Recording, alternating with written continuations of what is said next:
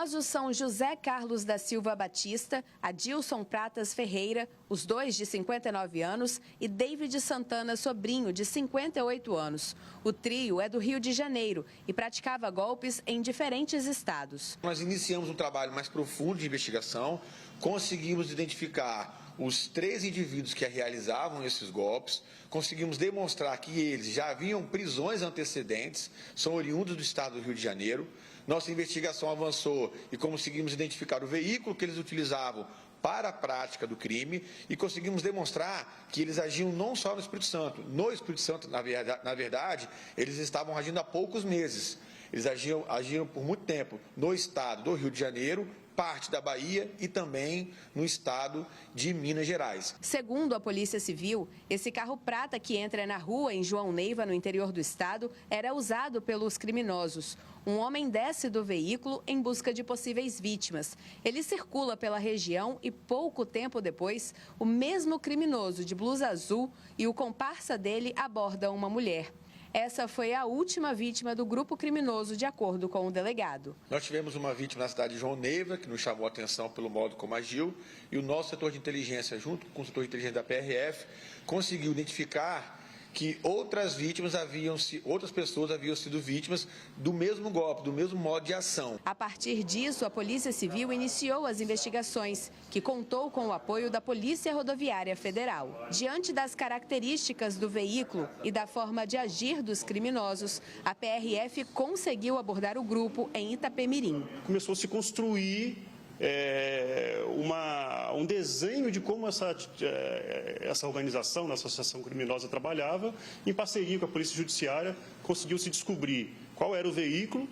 Num dia específico, no dia 7 de junho, esses ocupantes desse veículo foram identificados em Itapemirim e, inclusive, se localizou aí os objetos que eram utilizados, os instrumentos que eram utilizados para a prática desse estelionato. Eles foram presos no último dia 16 de junho, em Aracruz. Dias antes da prisão, eles retornaram para o estado do Rio de Janeiro e, quando eles voltaram para o Espírito Santo, quando eles iniciaram de novo uma outra temporada criminosa, nós conseguimos interceptar os veículos deles no centro de Aracruz, realizamos a prisão e os indivíduos confessaram a prática delitiva. Interessante que parte deles chegou a mencionar que haviam 2 anos que o sustento dele, da família, era esse tipo de golpe.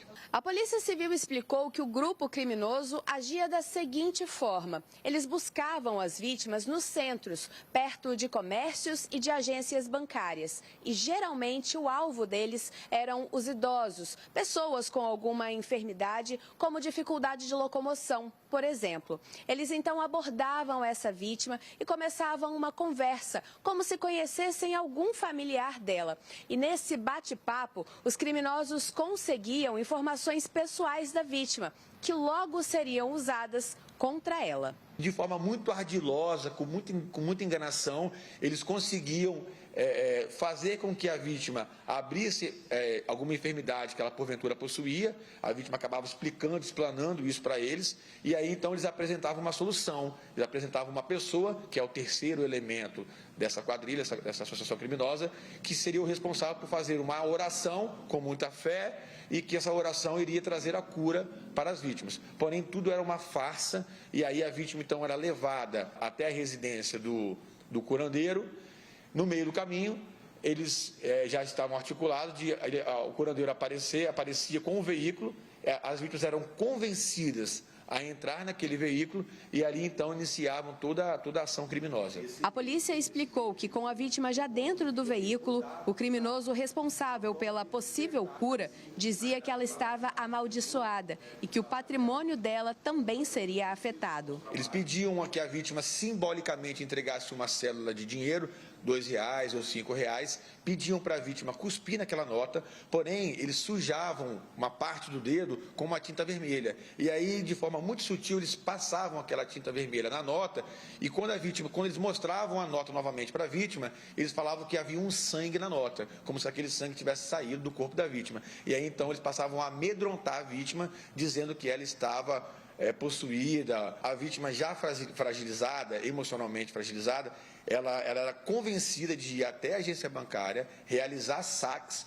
para que o dinheiro fosse trazido até o curandeiro, colocado no envelope, para ele fazer uma oração naquele envelope contendo o dinheiro, para que o patrimônio da vítima não fosse atingido por aquela maldição.